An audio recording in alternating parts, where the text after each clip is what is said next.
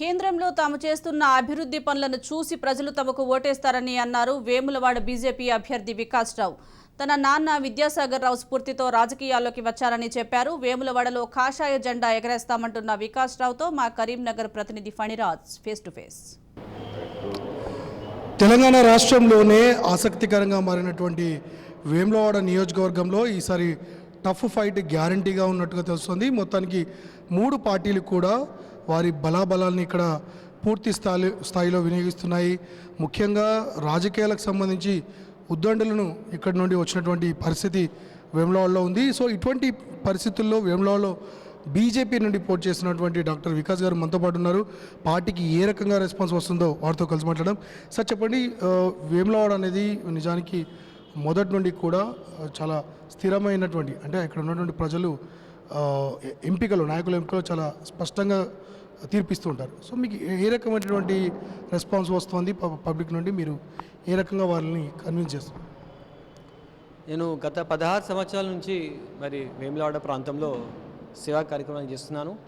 మరి ఇప్పుడు రాజకీయ నాయకుడిగా వేములవాడ నియోజక ఎమ్మెల్యే అభ్యర్థిగా వాళ్ళ ముందెళ్ళినప్పుడు వాళ్ళను ఘన స్వాగతం నాకు పలుకుతున్నాను. ఎందుకంటే ఇదివరకే వాళ్ళకి ఎన్నో కార్యక్రమాలు చేసినాను. మరి వారి స్పందన చూస్తుంటే ఈసారి ఖచ్చితంగా మరి దక్షిణ కాశీలో కాషాయ జెండా ఎగరవేయబోతున్నా అని నాకు నమ్మకం ఉంది. ఎందుకంటే అభివృద్ధి చేసినా ఏం పదవి లేకముందే ఇన్ని కార్యక్రమాలు చేసినాను. రాబోయే రోజుల్లో కూడా ఎన్నో సేవా కార్యక్రమాలు నా ద్వారా అవుతామని వాళ్ళకు నమ్మకం ఉంది. అభివృద్ధి కావచ్చు, ప్రభుత్వ సంక్షేమ పథకాలు కూడా వాళ్ళ గడప దగ్గరికి నేను తీసుకుపోతానని వాళ్ళకు భరోసా ఇస్తున్నాను.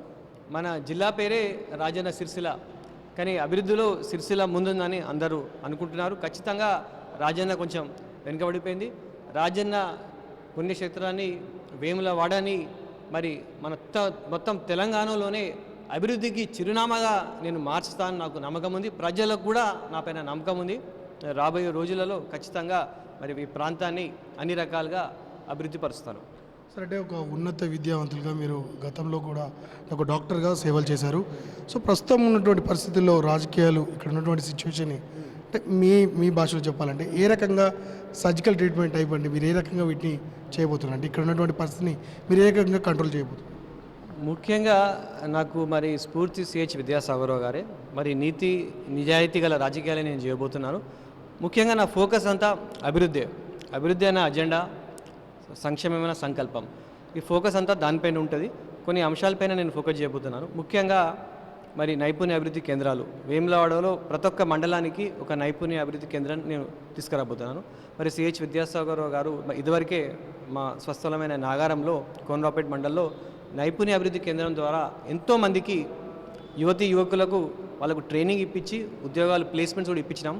నేను గర్వంగా చెప్తున్నాను. అదే బాటలో నియోజకవర్గంలో అన్ని మండలాల్లో ఈ నైపుణ్య అభివృద్ధి కేంద్రాలు తీసుకొచ్చి యువతకు ట్రైనింగ్ ఇప్పించి మంచి ప్లేస్మెంట్స్ ఇప్పిద్దామని నాకు ఆలోచన ఉంది. అదే కాకుండా మరి చిన్నతర మధ్యతర పరిశ్రమలు వస్తేనే మా యువతకు ఉద్యోగాలు వస్తాయి. ఇవాళ మనకు యువతకు ఉద్యోగాలు లేకపోవడం వల్ల, ఖాళీ ఉండడం వల్ల మత్తుకు మద్యానికి వాళ్ళు బానిస అవుతున్నారు. బుక్ షాప్స్ తక్కువ ఉన్నాయి, బెల్ట్ షాపులు ఎక్కువనే ఈరోజు ప్రస్తుతం తెలంగాణలో.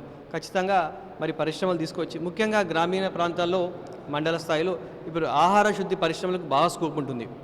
రైతులకు కూడా మంచి ధర వస్తుంది, యువజనులకు కూడా ఉద్యోగాలు వస్తాయి. ఆహార శుద్ధి పరిశ్రమలపైన నేను ఫోకస్ పెట్టి ప్రభుత్వ సహకారంతో పాటు ప్రైవేట్ సహకారంతో, ఎందుకంటే ఇప్పుడు సిఎస్ఆర్ నిధుల ద్వారా చాలా డెవలప్మెంట్ చేయొచ్చు. ఇప్పుడు స్కూల్స్ కావచ్చు, గవర్నమెంట్ ఫండ్స్తో డెవలప్ కాకుండా సిఎస్ఆర్ ద్వారా డెవలప్ కావచ్చు. సిరిసిల్లలో చాలా స్కూల్స్ సిఎస్ఆర్ ద్వారా డెవలప్ అయినాయి. మోడల్ స్కూల్స్ కూడా నేను వేములవాడ ప్రాంతాల్లో తేవాలని నాకు ఒక ఫోకస్ ఉంది. ఖచ్చితంగా రాబోయే రోజులలో ప్రజలు నన్ను తప్పకుండా ఆశీర్వదిస్తారు. మరి వేములవాడని అభివృద్ధి పథంలో నడిపిస్తానని నాకు నమ్మకం ఉంది.